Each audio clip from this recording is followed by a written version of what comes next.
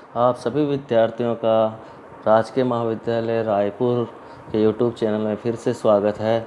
पिछली कक्षा में हमने देखा था कि हमने अध्ययन किया था कालीबंगा सभ्यता का। जो धातु युग है, धातु युग में सबसे पहले हमने कालीबंगा सभ्यता का अध्ययन किया।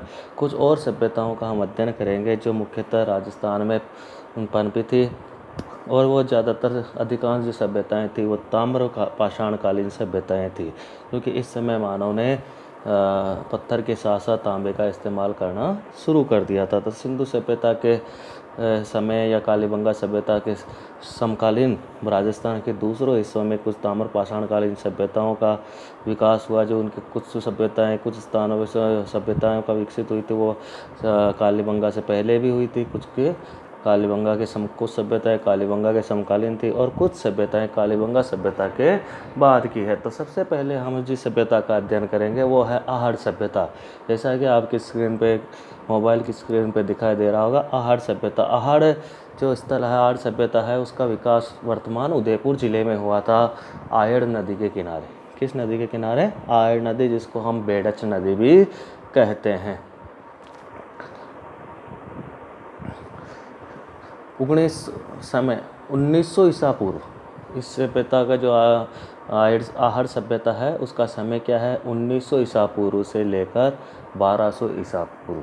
जो पुरातत्ववेत्ता है, उन्होंने इसके समय का अंदाज़ा यहाँ प्राप्त वस्तुओं के आधार पर लगाया और उन्होंने बताया कि ये सभ्यता ईसा पूर्व 1900 के आसपास शुरू हुई थी और ईसा पूर्व 1200 ईस्वी पूर्व तक चली थी।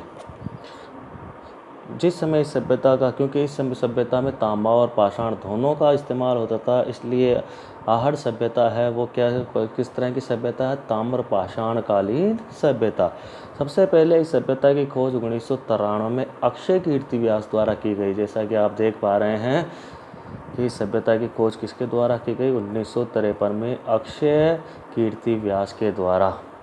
बाद में इसकी जो उत्खनन का काम कराया, पहले इन्होंने केवल ये बताया था कि भाई यहाँ एक किसी सभ्यता के अवशेष यहाँ पे दबे हुए हैं, तो इस सभ्यता का पता केवल इसने लगाया। बाद में जो उत्खनन का काम कराया वो किसने कराया? आर.सी. अग्रवाल द्वारा 1956 में। रतन चंद्र अग्रवाल कौन है? आर.सी. अग्रवाल मतलब रतन चंद्र अग्रवाल। सबसे अधिक उत्खनन कार्य करवाया बाद में H.D. सांकलिया द्वारा। राजस्थान के इतिहास के प्रमुख इतिहासकार है H.D. सांकलिया, जिनका पूरा नाम है हसमुख धीरजलाल सांकलिया। हसमुख धीरजलाल सांकलिया। आहड़ का प्राचीन नाम ताम्रवती था भाई, क्योंकि यहाँ ताम्र उपकरणों का पता चला था, ताम्र यहाँ निकलता था, इसलिए इस आहड़ का प्राचीन नाम क्या है? ताम्रवती। इसका स्थानीय नाम धूलकोट भी है। धूलकोर लिखा हुआ है, वास्तव में धूलकोट है। और इसको आगाड़पुर या आगाड़ दुर्ग भी कहते थे, इसका 10वीं 11वीं शताब्दी में। इस सभ्यता की जो विशेषता है वह प्रमुख विशेषताओं में है कि यहाँ जो भवन मिले हैं उन भवनों का निर्माण में पत्थर का इस्तेमाल, अभी कालीबंगा में हमने देखा था कच्ची ईंटों का इस्तेमाल होता था। यहाँ मुख्य बात क्या है कि भवन किसके बने हुए होते थे? पत्थर के। महत्वपूर्ण है। साथ ही इस सभ्यता में अनाज को पीसने के लिए पत्थर की चक्की, जिसको हम राजस्थानी में गट्टी कहते हैं, वो भी यहाँ से हमें प्राप्त होती है। कपड़ों की छपाई किए जाने वाले छापे भी यहाँ मिले हैं। जैसे आजकल कपड़ों की छपाई होती है ना, जैसे हमारे बगरू में हो या बाड़मेर में हो, तो जो छपाई किससे होती है? छापे।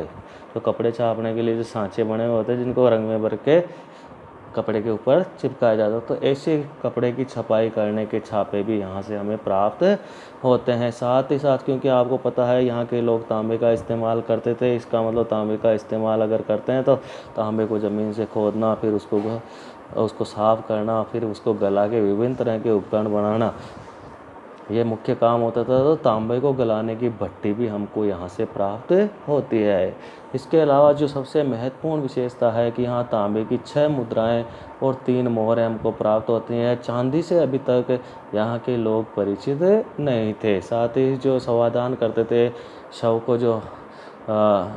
का जो अंतिम संस्कार जो गाड़ के किया जाता था, तो उसमें हम एक विशेषता देखते हैं कि शव का जो सिर होता है वो उत्तर दिशा में रखते थे। यहाँ से एक भवन के 6 मिट्टी के चूल्हे भी मिले हैं। यहाँ के चूल्हे 6 मिट्टी के चूल्हे मिले, जिससे पता है कि चूल्हों का इस्तेमाल किया जाता था। मिट्टी के बर्तन व तांबे के आभूषण भी यहाँ से हमको प्राप्त होते हैं। तो यह आहट सभ्यता की प्रमुख विशेषता है।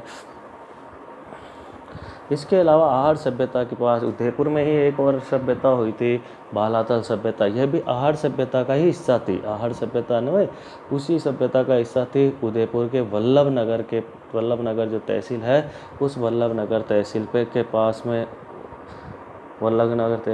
बालाथल सभ्यता का विकास हुआ।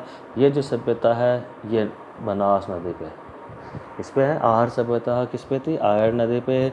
बालाथल सभ्यता का विकास कहाँ हुआ? बनास पे। इसका समय भी लगभग वही समय है। ईसा पूर्व 1900 ईसा पूर्व से लेकर 1200 ईसा पूर्व तक आहट सभ्यता से संबंधित ताम्रपाषाण युगीन स्थल है।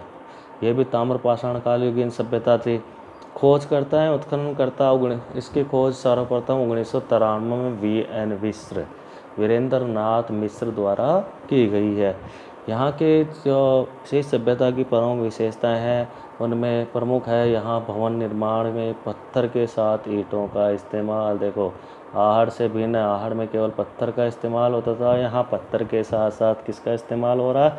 ईंटों का भी प्रयोग मिल रहा है। इसके अलावा विशाल भवन मिला जिसमें 11 कमरे बने हुए हैं। इतना बड़ा विशाल भवन मिला है।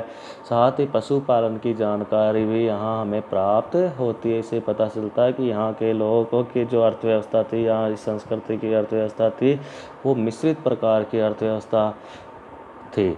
मिश्रित अर्थव्यवस्था का मतलब क्या होता है? जहाँ कृषि और पशुपालन दोनों साथ साथ किए जाते थे। तो इस बालाथल के बाद में हम देखेंगे अगला जो ताम्रपाषाण कालीन स्थल है वो है गिलुंड। ये है राजसमंद। वर्तमान में किस जिले में स्थित है? ये राजसमंद जिले में स्थित है। आहड़ सभ्यता से ही संबंधित स्थल है। यह आहड़ सभ्यता का ही विस्तार है। खोजकर्ता और उत्खननकर्ता कौन है? इन्होंने 1957-58 में वीबी लाल मतलब ब्रजवासी लाल द्वारा यहाँ उत्खनन कार्य किया गया। यहाँ 5 प्रकार के मिट्टी के बर्तन मिले हैं। हाथी दांत की यह भी हमको मिली है। तो यहाँ छोटे क्वेश्चन यही मिलेंगे भाई, गिलुंड कहाँ है? राजसमंद में गिलुंड में जो सभ्यता है वो किस तरह की सभ्यता है? ताम्रपाषाण युगीन उत्खननकर्ता कौन है और कब उत्खनन कराया? 1957-58 में। किसने कराया? वीबी लाल द्वारा 1957-58 में। इसी प्रकार इसकी प्रमुख विशेषता 5 तरह के मिट्टी के बर्तन और हाथी दांत की चूड़ियाँ हमको यहाँ से प्राप्त होती है। इसके अलावा अगली जो सभ्यता है वो है गणेश्वर। क्या है? गणेश्वर। ये सीकर जिले में नीम का थाना, जो सीकर जिले में तहसील है नीम का थाना तहसील, वहाँ इस सभ्यता का विकास हुआ। कांतली नदी के किनारे। देखिए आप, जितनी भी अधिकतर जो सभ्यताएं हैं उनका अधिकांश जो सभ्यताएं जो विकसित हुई है वो कहाँ पे हुई है? नदी घाटियों के किनारे। तो ये सभ्यता भी एक नदी के किनारे थी। सीकर जिले की जो नदी है कांतली नदी, इसका समय 2800 ईसा पूर्व। इसका मतलब ये है कि अभी तक जितने भी हम ताम्रपाषाण कालीन सभ्यताएं पढ़ी है उनमें सबसे प्राचीन थी 2800 ईसा पूर्व की। कब की है? 2800 ईसा पूर्व। यह भी ताम्रपाषाण कालीन सभ्यता, क्योंकि यहाँ के लोग भी, क्योंकि सभी ताम्रपाषाण कालीन सभ्यताओं की जननी कहलाती है, क्योंकि सबसे प्राचीन है। ताम्रपाषाण कालीन जो राजस्थान के जितने भी सभ्यताएं हैं उनमें सबसे प्राचीन कौन सी है? गणेश्वर। तो इसलिए इसको ताम्रपाषाण युगीन सभ्यताओं की जननी कहा जाता है। खोजकर्ता उत्खननकर्ता 1977 में R.C. अग्रवाल, रतन चंद्र अग्रवाल द्वारा यहाँ खोज और उत्खनन कार्य कराया गया। विशेषता है मछली पकड़ने के कांटों के यहाँ प्राप्त होते हैं। तांबे की बनी हुई कुल्हाड़ी यहाँ मिलती है। ये छोटे छोटे क्वेश्चन बन जाते हैं कि तांबे की कुल्हाड़ी हमें किस ताम्रपाषाण कालीन स्थल से मिली है? गणेश्वर से।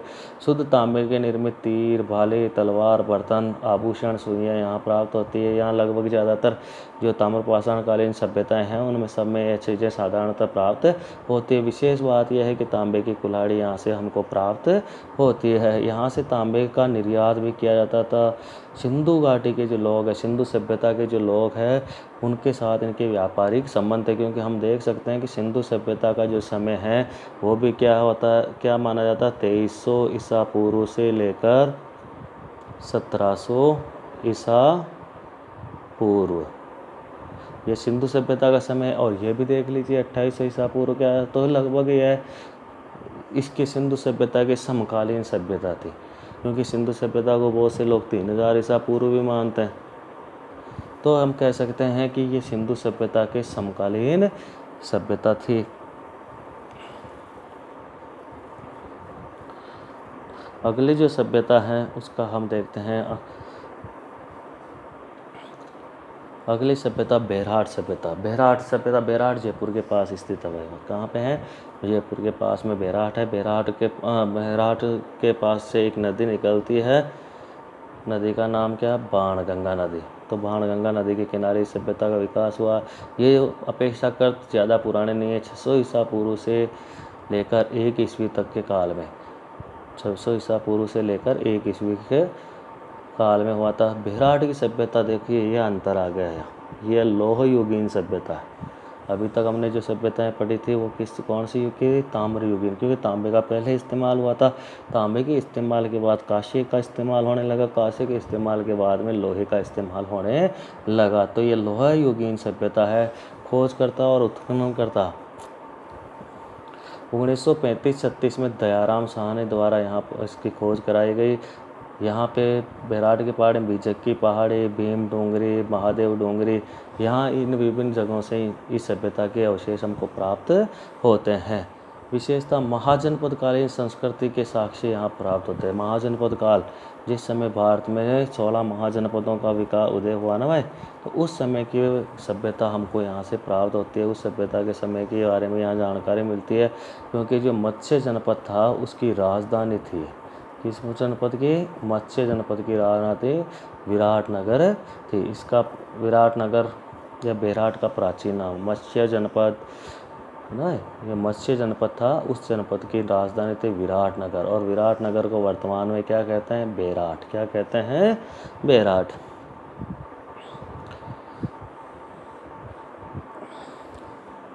बेरहाट सभ्यता की विशेषता। बेरहाट सभ्यता की विशेषता, पहली बात तो कि यह है महाजनपद कालीन सभ्यता थी। कैसी सभ्यता थी? महाजनपद कालीन। महाजनपद काल 600 ईसा पूर्व से 300 है। मत्स्य जनपद की राजधानी विराटनगर थी। मत्स्य जनपद कहाँ कहाँ फैला हुआ था? जयपुर, अलवर और भरतपुर। विराटनगर बेरहाट का प्राचीन नाम है।